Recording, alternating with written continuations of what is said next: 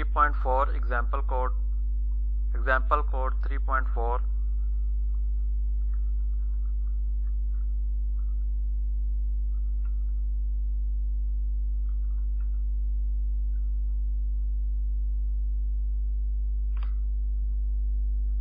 3.4 example code में हमने discuss करना है एक ऐसा प्रोग्राम कि जो बताए कि वैल्यू जो यूज़र एंटर करेगा वो एक इवन वैल्यू है या के ऑड वैल्यू है। तो सबसे पहले ये मैंने कमेंट में इसको तब्दील किया है। हेडर पार्ट लिखेंगे प्रोग्राम का,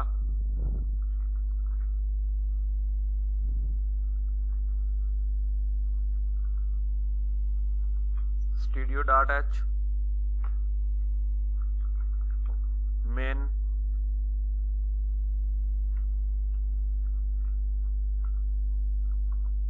बॉडी। एक वेरिएबल बनाएंगे इंटीजर टाइप का। वेरिएबल की टाइप लिखेंगे इंट, वेरिएबल का नाम लिखेंगे a, उसमें वैल्यू एक स्टोर करवा देंगे 15 और सेमीकोलन। ये हमने वेरिएबल को इनिशियलाइज किया है क्योंकि हमने वेरिएबल बनाया है और साथ उसको एक वैल्यू असाइन कर दिया है 15। इसको कहते हैं वेरिएबल इनिशियलाइजेशन। कंडीशन हमने लगानी है, हमने बताना है कि ये जो वैल्यू है ये इवन है या ऑड है। तो इफ स्टेटमेंट का इस्तेमाल करेंगे इसमें।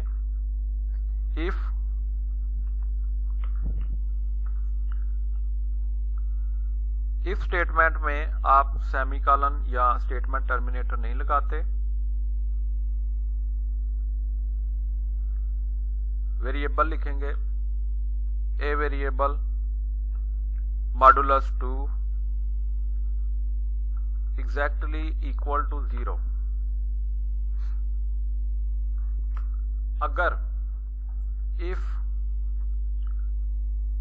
अगर तो ए वेरिएबल का मॉडुलस 2 लें, ए में कोई भी वैल्यू हो सकती है, 10 हो सकता है, 12 हो सकता है, 100 हो सकता है, उसका मॉडुलस लेना 2 के साथ।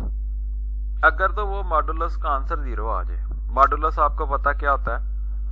मॉडुलस होता है जो रिमाइंडर आता है। जो रिमाइंडर आता है उसको मॉडुलस कहते हैं। मॉडुलस के ऑपरेटर जो है उसके लिए इस्तेमाल होता है रिमाइंडर के लिए। अगर तो रिमाइंडर 2 से जब हम उसका मॉडुलस लें और रिमाइंडर 0 के इक्वल आ जाए, देन वो एक इवन नंबर होगा। और अगर 0 के अलावा कुछ भी आ जाए तो वो एक ऑड नंबर होगा। तो 15 हमने लॉजिक बनानी है। यहाँ पे मैसेज डिस्प्ले करेंगे बॉडी के टैग में। हम लिखेंगे print F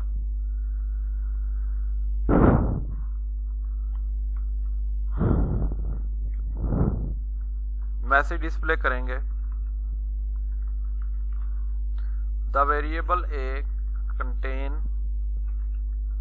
N even value.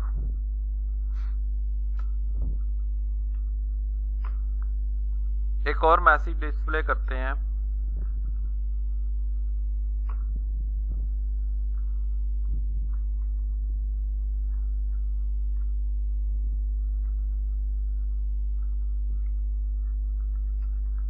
You are doing a great job। ठीक है जी, हमने 2 स्टेटमेंटें लिखी हैं। इफ का जो एसोसिएटेड कोड है 2 स्टेटमेंट्स लिखी हैं, इसलिए हमने इसको बॉडी के अंदर लिखा है। अगर हमने सिंगल स्टेटमेंट लिखनी है तो फिर बॉडी नहीं लगाते और जस्ट एक सिंगल स्टेटमेंट लिख देते हैं। और एक से ज्यादा अगर आपने मल्टीपल स्टेटमेंट्स लिखनी है एसोसिएटेड कोड के अंदर तो फिर वो बॉडी के टैग में उसको लिखते हैं।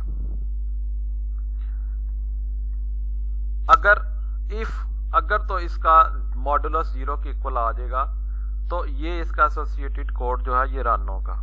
ये दोनों स्टेटमेंट्स जो हैं ये रन होंगे। एल्स अगर ऐसा ना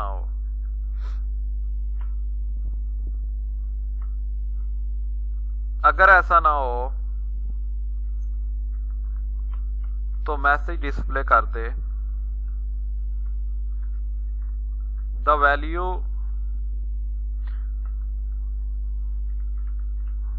the variable a contains an odd value. ठीक है जी।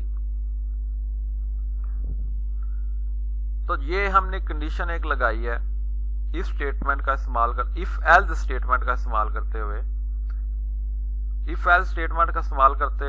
इफ अगर तो इसका मॉडुलस 0 के इक्वल आ जाए मीन्स के रिमाइंडर 0 आ जाए तो ये वाली जो ब्लॉक ऑफ स्टेटमेंट है ये वाली रन हो जाएगी। इसको माइनस भी कर सकते हैं, ये पूरे ब्लॉक को ब्लॉक ऑफ स्टेटमेंट्स होती हैं, तो ये वाला ब्लॉक ऑफ स्टेटमेंट्स रन हो जाए। अगर नहीं एल्स तो फिर ये वाला काम हो जाए जो एल्स का एसोसिएटेड कोड है वो रन हो जाएगा।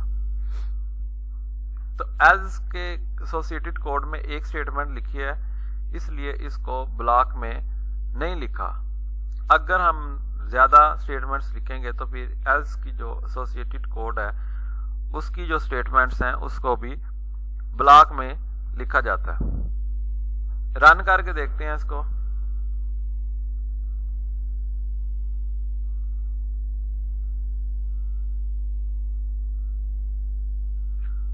एरर आ गया, वो कहता है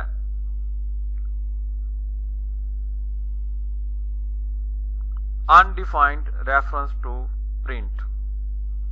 प्रिंट के ये स्पेलिंग जो है ये इसमें कोई मसला आ रहा है, तो ये वाले स्पेलिंग जो है ये गलत लिखे हुए हैं। तो ये कंपाइल करते हुए जो कंपाइलर है वो बता देता है कि इसमें किस टाइप का एरर जो है ये मौजूद है। आप यहाँ पे क्लिक करके भी देख सकते हैं, जब क्लिक करेंगे तो वो वाली लाइन बोल्ड हो जाएगी जिसमें एरर आया हुआ है और वो बता रहा है कि प्रिंट एफ इसमें कोई गलती ली। Print did you mean print f, तो प्रिंट एफ इसको हम कर देंगे। ये कंपाइलर कंपाइल करते हुए बताता है, जो कि कंपाइलर का काम क्या होता है, कन्वर्ट करना हाई लेवल लैंग्वेज को लो लेवल लैंग्वेज में। अब चला के देखते हैं जी इसको।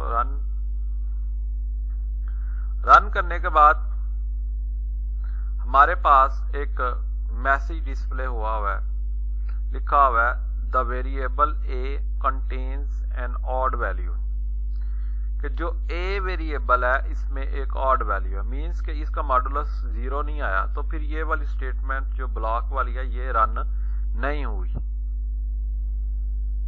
जबकि एल्स वाली जो है ये स्टेटमेंट रन हुई है क्योंकि उसका मॉडुलस 0 नहीं आया। तो ये मैसेज डिस्प्ले आ गया the variable a contains an odd value. आप दोबारा से इसकी वैल्यू तब्दील करके देख सकते हैं। 16 लिख के देखते हैं अब कौन सी लाइन जो है, अब कौन सी स्टेटमेंट्स जो है रन होंगी। जी अब ये वाली स्टेटमेंट्स जो है ये रन होंगी। कह रहा है ये वाला जो मैसेज डिस्प्ले करवाया हुआ है the variable a contain an even value, the variable a contain an even value, you are doing a great job, you are doing a great job. अब ये एक लाइन पे ही आ गया।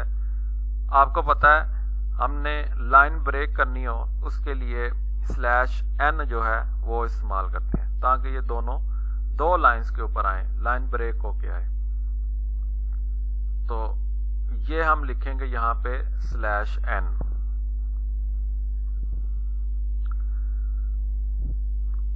अब चला के देखें जी, अब ये दो लाइंस पे मैसेज जो है ये डिवाइड हो गया है। The variable a contain an even value, you are doing a great job, यही मैसेज। और /n ने क्या किया, जस्ट इस लाइन को ब्रेक कर दिया। दोबारा आप यहाँ पे 15 लिख दें। 15 लिख के जब रन करेंगे तो फिर ये एल्स वाला जो है ये स्टेटमेंट जो है ये रन होगी, जो कि इस कोड में जो मेंशन किया हुआ है 3.4 एग्जाम्पल कोड में बुक के ऊपर सेम टू सेम ऐसे ही हम इसको जो है वो लिखते हैं और अब रन करके देखते हैं। तो यहाँ पे the variable a contain an odd value, यही मैसेज जो इस स्टेटमेंट के अंदर शो हो रहा है वो आपके पास एज इट इज वैसे ही शो होगा। Thank you.